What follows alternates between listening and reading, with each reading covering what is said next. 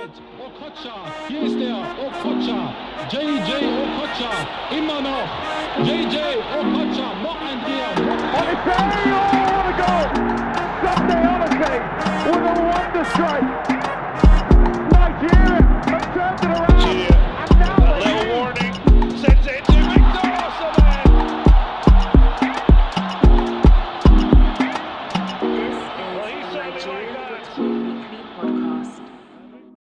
Hello listeners and welcome to episode 76 of the Nigerian Football Weekly podcast. I'm your host Olu OK, and boy do we have a very interesting episode for you. As you all know, AFCON is over. Unfortunately Nigeria lost 2-1 in the final to the Ivory Coast, but great effort by our team, and you know, we wish our team all the best going forward. So I haven't spoken about the podcast. I haven't done an episode for 2 weeks because I needed time to just, I guess, get over the loss, so to speak. But anyway, we're back to the usual program of the podcast where we review their club performances all over Europe.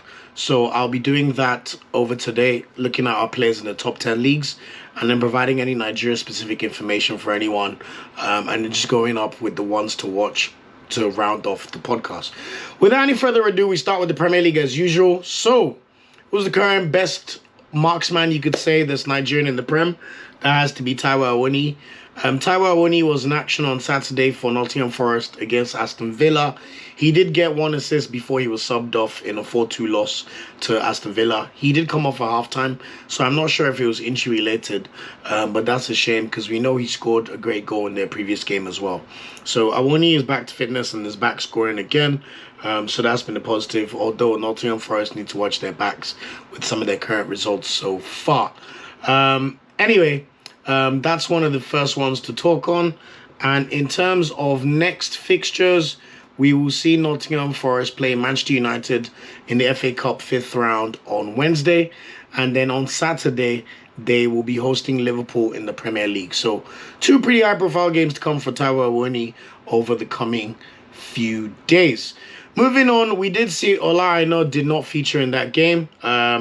Nuno Espirito Santo did clarify after the game that he was slightly injured before the AFCON final and is still recovering.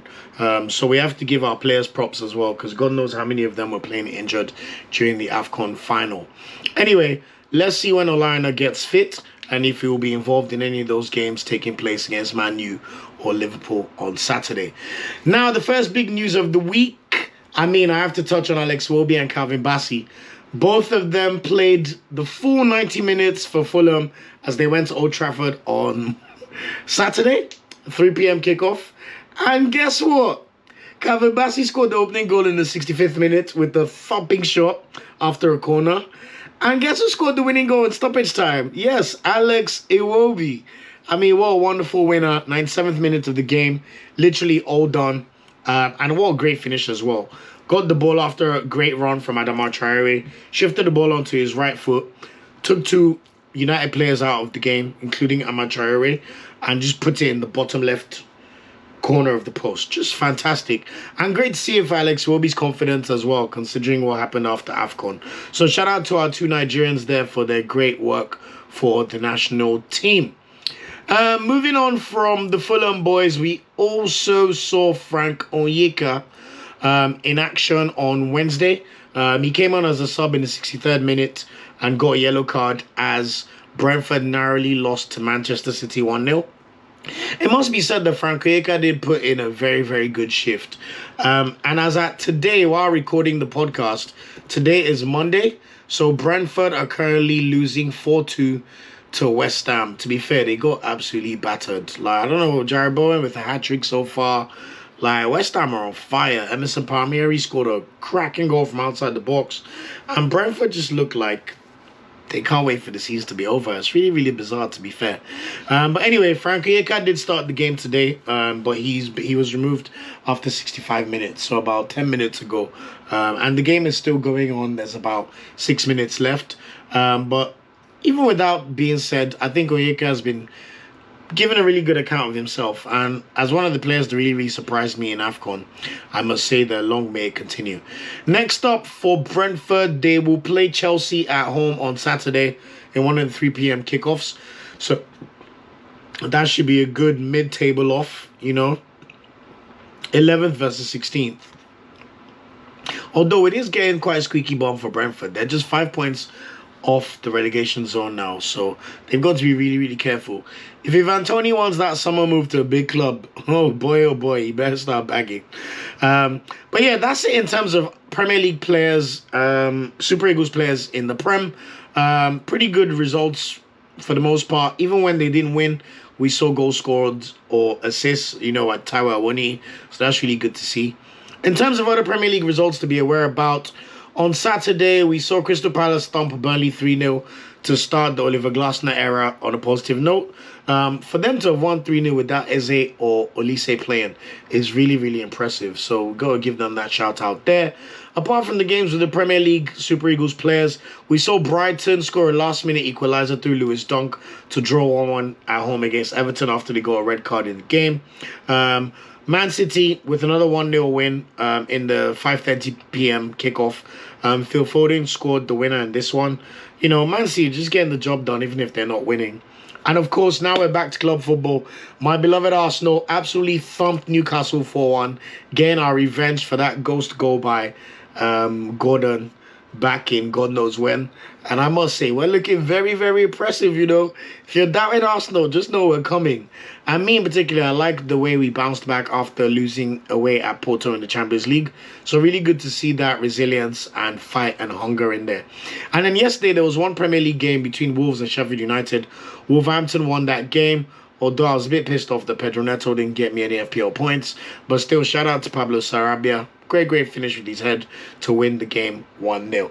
And as I just said earlier on now, West Ham are about to beat Brentford 4-2, which is a much needed result for David Moyes. For some reason, he's been under pressure from the West Ham fans, which I don't understand, because you look at the league table, they're 8th with 39 points. They're 5 points of Man United in 6th place. So what are they really complaining about? Yes, they've had really bad form in the last 5 games, but it's funny how greedy fans get once they start doing well, But anyway, that's it for the Prem. And in terms of games to look forward to in the Premier League, over game week 27, we will see Newcastle play Wolverhampton on Saturday in 4 p.m. kickoff. Tottenham play Crystal Palace at home.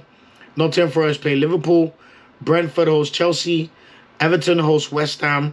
And Fulham will host Brighton. These are all 3 p.m. kickoffs or 4 p.m. in Nigeria time.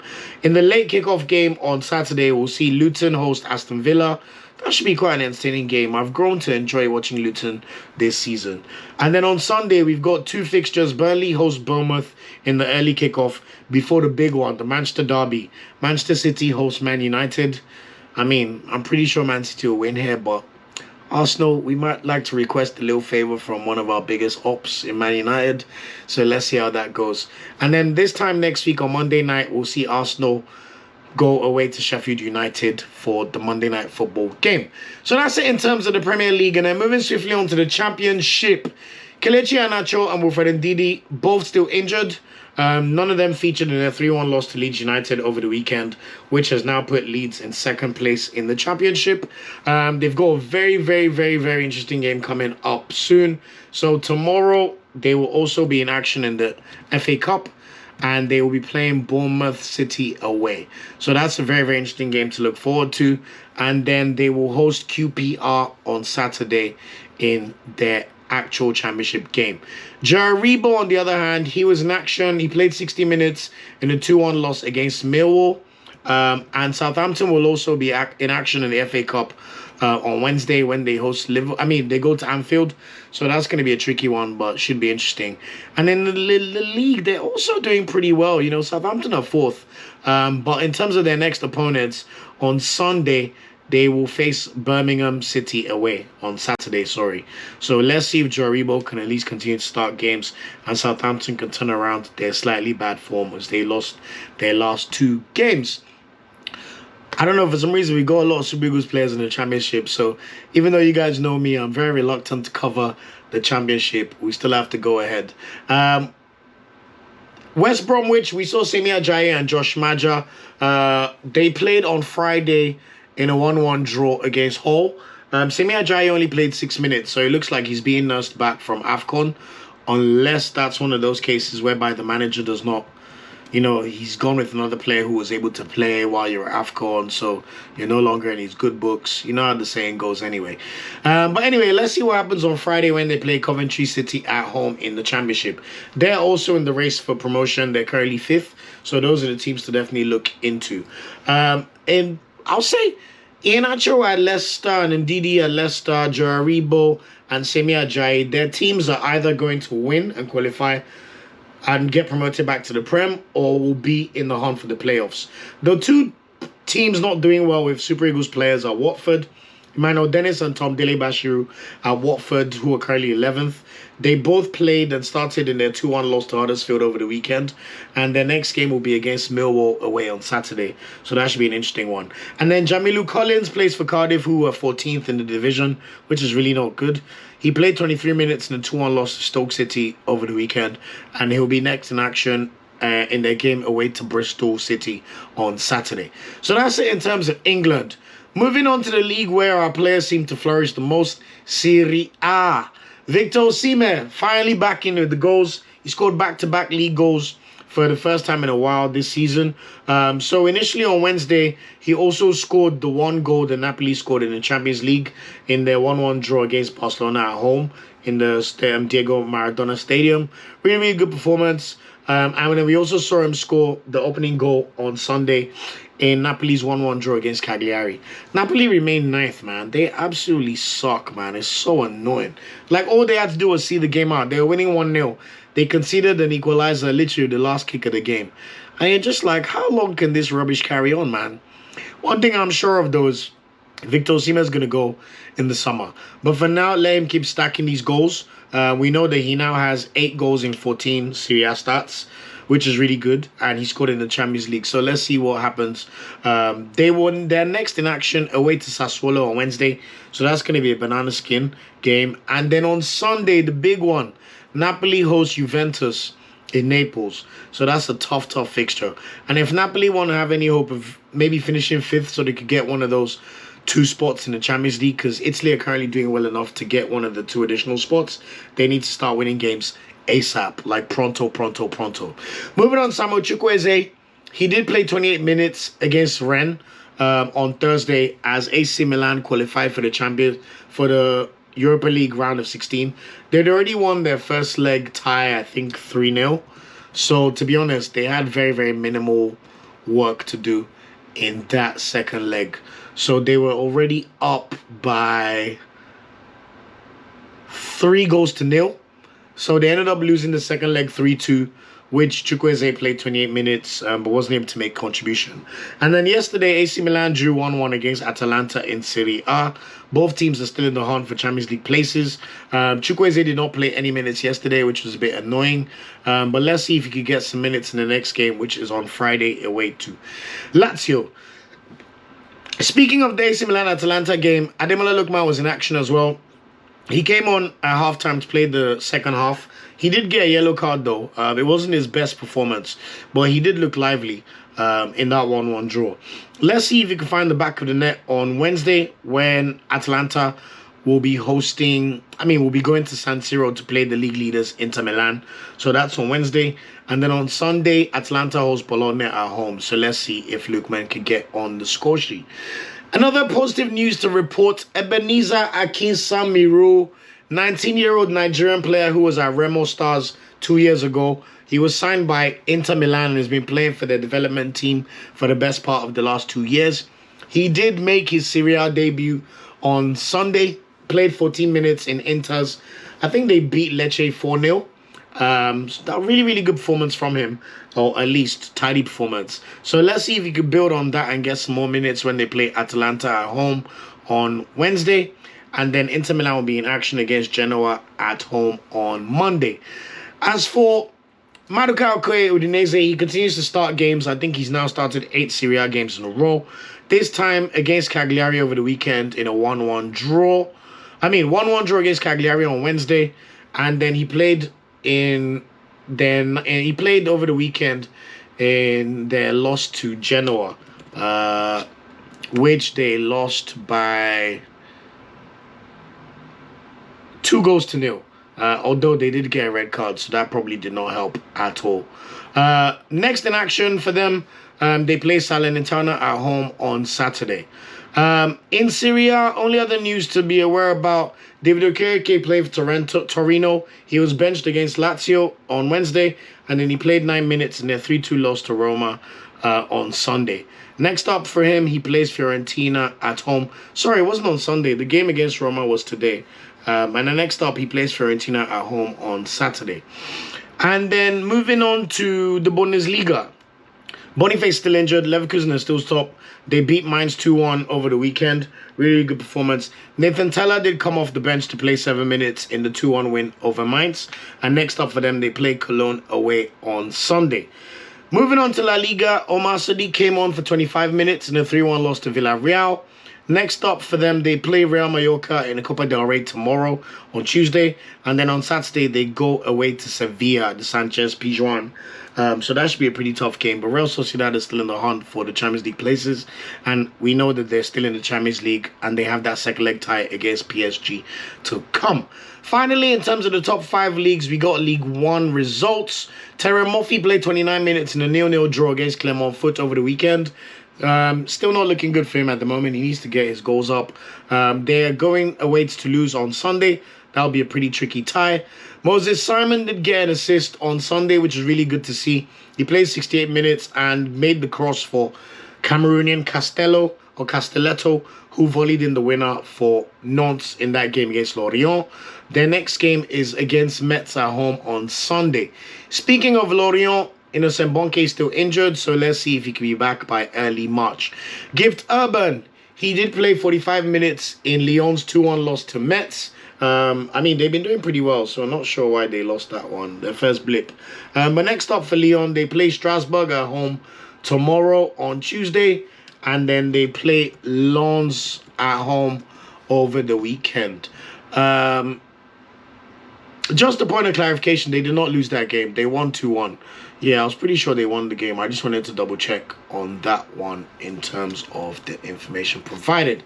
Ako Adams, who's our last player in the top 5 leagues that we're reporting on, he did not have a very good day out. He played 20 minutes as they got absolutely battered by Marseille in League 1 yesterday. However, let's see if he can regain his starting spot when they play Strasbourg at home on Sunday. So that's it for the top 5 leagues. And after the break, I'll be touching on the remaining leagues and any news on Nigeria. Thank you. So moving on to the non-top 5 leagues in Europe, starting with Portugal. We've got unfortunate news to report that Zaidu Sanusi is injured for the rest of the season. He did his ACL last week after playing 32 minutes in a 2-1 win over Estrela de Amadora. And unfortunately, he's going to miss the rest of the season. As for the Boavista contingent of Chidozie Awoniyi and Bruno Onyemachi, Onyemachi played 6 minutes, while Chidozie Awoniyi did not feature in a 2-1 loss to Chavez, literally last week. However, he did play. Their next game is against Braga at home today. So I'll give you an update on how they perform next week. As for Kelechi Nwakali, yes, his team beat Boavista last week because he plays for Chavez, but he played 11 minutes in a 1-1 draw against Estrela de Amadora over the weekend. And his next game is against Aruca at home on Friday. Moving on to the Belgian League, Rafael Odiedika was benched for Club Brugge in their game against Anderlecht. I'm hoping this is not a consequence of him being at AFCON. But next games for them, they play Union Saint-Gilloise on Wednesday away, and then they play Genk away on Sunday. Alassane Youssouf and Chidera Ajuke both started for Royal Antwerp in their 2-2 draw against Ghent. And also Victor Udo, the Nigerian player as well. He played 17 minutes off the bench and got one of the assists in that 2-2 draw against Ghent. Next up for them, they play Ostens at home on Thursday. Then they play St. Troiden at home on Sunday. Yirasor for Genk, he played 20 minutes and scored the only goal in their 1-0 win over Sporting Charleroi. Tolora Kodari also started this game but did not score. Their next game is against Club Brugge at home on Sunday. And then as for the Ghent boys, Jordan Torunariga played 54 minutes in a 2-2 draw against Royal Antwerp boys with Alassane Youssouf and Chidera Ajuke. And next up for them, they will be playing Standard Liège away on Saturday. Greek League, I mean, there's not much to report apart from the unfortunate news that Troost Ekong is indeed injured for the majority of the rest of the season. He did pick up an injury in the second group stage game when he scored that penalty against Ivory Coast. Oh, warrior, man. He just had an operation today in Finland. And he may not play for the rest of the season, but there's hope that he may play some of the final minutes or final games that PAOK have in the Greek league. They're currently second in the league and still in the Conference League, so one to monitor. But shout out to you, Troost Ekong, for your effort for the national team, and God bless you. As for the Turkish league, Osay Samuel did not feature over the weekend, but let's see if he's back in the good books when they play Ankara Gucu away on Tuesday, and then they play Hatayspor on Saturday. As for Polonachu, he played 27 minutes in a 1-0 win over Demirspor. Let's see if he's in action when they play Istanbul Başakşehir on Wednesday. As for Fisayo Dele Bashiru, we know now has 2 caps for Nigeria. He did not feature this weekend, but let's see if he plays on Saturday when they host Fenerbahce at home. Kenneth Mero did play 90 minutes for Kasim Pasa in a 2-1 loss to Fenerbahce. And he should continue in goal when they play Ahmed Musa Sivasspor at home on Friday. As for Ahmed Musa is injured. I'm 99% sure he's in Nigeria because he's been tweeting about a fan visiting him. So in terms of football for clubs, same story as we've seen all year. He started 2 games and it doesn't look like he's currently being counted on by his team, even though they're currently 6th in the league. So we'll continue to monitor what happens with Ahmed Musa, but it's not looking good, bruv. In the Scottish League, it looks like we may have title winners on the horizon. Rangers are finally back in the lead in Scotland. Leon Balogun's back there, but he's been on the bench. Cyril Dessers, on the other hand, started the game, played 79 minutes and scored 2 goals in their 5-0 win over St. Johnstone over the weekend. Next up for them, they play Kilmarnock away on Wednesday, and then they play Motherwell at home on Saturday. So let's see if both of them will play and if they can continue their good form as they march towards the SPFL title since hiring Paul Mitchell as their manager in December. In the PSL, Stanley Nwabali has been in Nigeria. I'm not sure if they're currently on break or not in the PSL, but Nwabali has not featured recently, and neither did Olisa Nda for Orlando Pirates. Just to round up the leagues in the Czech Republic, Igor Ugbo, I wanted to talk about him. He plays for Slavia Prague. I think he will be starting for the Super Eagles very soon into the center of defense, so watch out for him. He started the game alongside Mohamed Tijani in their 3-0 win over Pardubice.